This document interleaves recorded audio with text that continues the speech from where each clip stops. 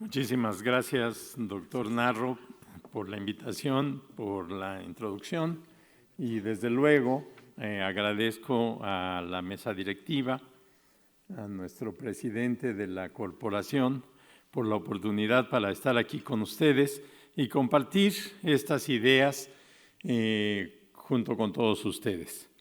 Un lineamiento muy claro del doctor Narro fue el que tratáramos de proponer más que de criticar, aunque se vale decir cosas que se consideren una crítica, como lo hizo él mismo, de las cifras recientes. Pero, ¿cuál es la propuesta? Bueno, de mi parte, aquí está una idea que es la de enfocarnos en los servicios de salud, y parecería que es algo simple, pero bueno, vamos a ver qué tanto. Una idea también de fondo era la de enfocarnos en la pandemia de COVID-19. Aquí tenemos datos oficiales de cuál es cuál fue la situación en términos de casos y de muertes. Como ven, la cifra es la oficial, no la estimada por otras fuentes. Y bueno, lo que quería yo mencionar era lo que está en aquella flechita.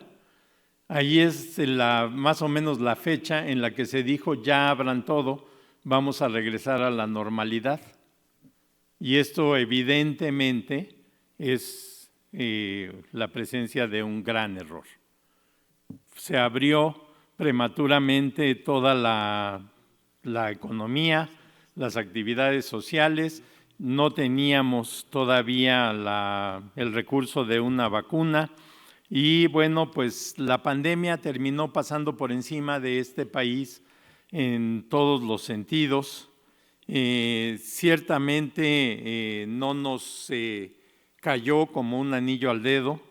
La dependencia de las organizaciones del sistema llamado Sistema Nacional de Salud y en particular de los hospitales evidenció más nuestras carencias que nuestra capacidad, y los servicios de salud no tuvieron la posibilidad de atender a los enfermos, en gran parte por ignorancia, porque no sabíamos realmente con qué estábamos peleando, pero también por argumentos de carácter político, como ese de no usar cubrebocas. Bueno, aquí les cambio un poco el escenario. Esta es una teoría, la curva en sí misma lo es. Esta es la evolución de la mortalidad en el mundo después, más o menos de los años previos y después de la Revolución Francesa y de que los humanos descubrieran que tenían derechos como el derecho a comer. Entonces hubo una época de cambio marcado que estuvo determinado en gran medida por el hecho de que la gente empezó a tener mejor nutrición. Luego otra gran época que también constituyó una disminución muy marcada de la mortalidad por el simple hecho de tener higiene, de tener agua potable. Presentó hace 2.5 décadas un recuento de cuáles habían sido los grandes logros del siglo XIX y enfatizan muy importantemente la introducción de los drenajes y del agua potable como gran motivo de cambio.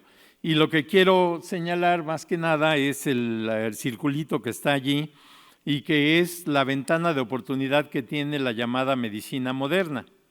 Ya realmente estamos hablando de una época en la que habían recedido las grandes pandemias de la historia y todavía teníamos un poquito de margen para hacer una contribución a la reducción de la mortalidad, pero básicamente a partir de las vacunas, es decir, de la anticipación, de la prevención real de la presentación de la enfermedad.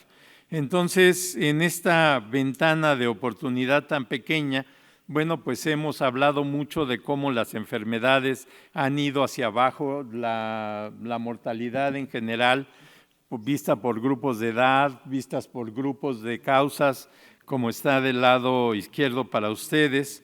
Y Erróneamente hemos creído que todo esto se debe al desarrollo de las organizaciones, de las instituciones, como aquí se muestran en esta lámina, comenzando por el Departamento de Salubridad General y posteriormente la Secretaría de Salud y de Salubridad y Asistencia, el Instituto Mexicano del Seguro Social, el ISSSTE y etcétera. Los grandes inspiradores que están por allá arriba, el informe Dawson, el informe Beveridge, que dice que no debe de ser algo que determina el bolsillo de la persona, sus niveles de salud, y que nos condujo posteriormente al gran escenario que fue la reunión de Alma Ata. Entonces, todos estos cambios de carácter general, global, y muchos de ellos de carácter político fueron seguidos por la creación de organizaciones. Del lado que tenemos acá a la izquierda para ustedes, como verán, hay una ausencia de cromos, lo que hay es nada más letreros que tienen que ver con la creación de más organizaciones, como ahora se llama IMSS, ¿qué es? Bienestar. Y bueno, todo esto, lo que quiero plantear es que nuestro sistema de salud, que fue configurado desde hace más de 60 años, no ha tenido una evolución, un cambio en lo fundamental, no se ha adaptado a las condiciones del país y más allá del nivel del gasto en salud en números, la inversión sigue siendo sumamente baja. Y esto no corrige las necesidades y las diferencias que existen en el país. Entonces, bueno, primero la propuesta de reconocer la contribución que tienen al nivel de salud los diversos tipos de servicios, como marca ese informe planteado hace más de siglo, un siglo y un cuarto casi, en el que dice que los servicios de carácter general de la medicina de primer contacto son los que realmente cambian o pueden cambiar el nivel de salud de la gente, mientras que los servicios de carácter secundario y terciario cambian muy poco el nivel de salud, pero sí elevan mucho el gasto, que es la curva esa roja que tenemos allí. Y las variaciones que encontramos en los servicios de salud no son una justificación para lo que está sucediendo. Miren allí datos un poco antiguos, pero bueno, ahí tienen la organización, la OCDE, la Organización para el Desarrollo Económico, que dice que el promedio de días de estancia hospitalaria en general era de 2.9, pero en México todos tenían una mayor estancia hospitalaria. Pero cuando nos vamos al infarto del miocardio, que es lo que está de este lado, vemos que en la OCDE el promedio de días de estancia hospitalaria reportado es mayor que cualquiera de las organizaciones que hay en México.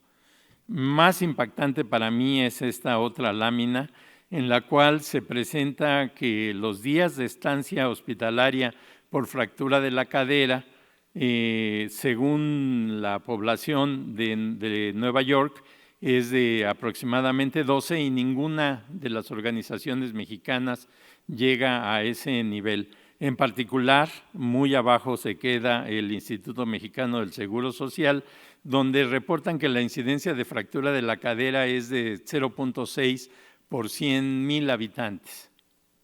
Mientras que en la Secretaría de Salud y en el ISSSTE, la incidencia de la fractura de cadera llega a ser de 26.1 por 100,000 habitantes. ¿Qué es esto? Aparentemente subdiagnóstico. Entonces, esta lámina que he presentado muchas veces, quiero enfatizar los cuadros, no tanto los triángulos. Y bueno, esto nos señala cuáles son los factores que determinan la forma que adquiere un sistema de salud. Alguna vez al presentar esta lámina, el entonces director general del ISSSTE dijo, tiene usted razón, el 80% se gasta en el tercer nivel y no nos queda ni siquiera un 10% para gastar en el primer nivel. Y bueno, pues eso resume todos estos elementos de innovación tecnológica, avance del conocimiento, disponibilidad de recursos y sobre todo los factores políticos que dan forma al sistema de salud. Un estudioso del sistema, que fue el doctor Gregorio Martínez Narváez, resumió diciendo que México carecía de un modelo de atención pertinente, tenía una mala organización, una infraestructura inadecuada, la tecnología atrasada, las deficiencias de una cobertura muy deficiente y un financiamiento insuficiente. En eso no voy a abundar, pero en México es indispensable revisar la efectividad y la oportunidad de los servicios para desarrollar el modelo que incluya los elementos necesarios y la atención oportuna en los diferentes niveles de salud. Y mi propuesta es que sea ir de la organización a los servicios, que veamos y que verifiquemos que la cobertura realmente alcanza a las personas que debe de alcanzar en el momento en el que las debe de alcanzar y que se logren los resultados que se plantearon. Es indispensable reconocer que un hospital no significa salud sino enfermedad y resulta crucial definir entonces cuáles son las áreas de servicio y crear los modelos de prestación de los servicios que sean más importantes para la población residente. Esto es agua pasa por mi casa, lo hemos dicho por décadas y ahora la tendencia es exactamente al revés, a revertir cualquier descentralización y con la elegante palabra federalización, disfrazar la centralización de todos los servicios.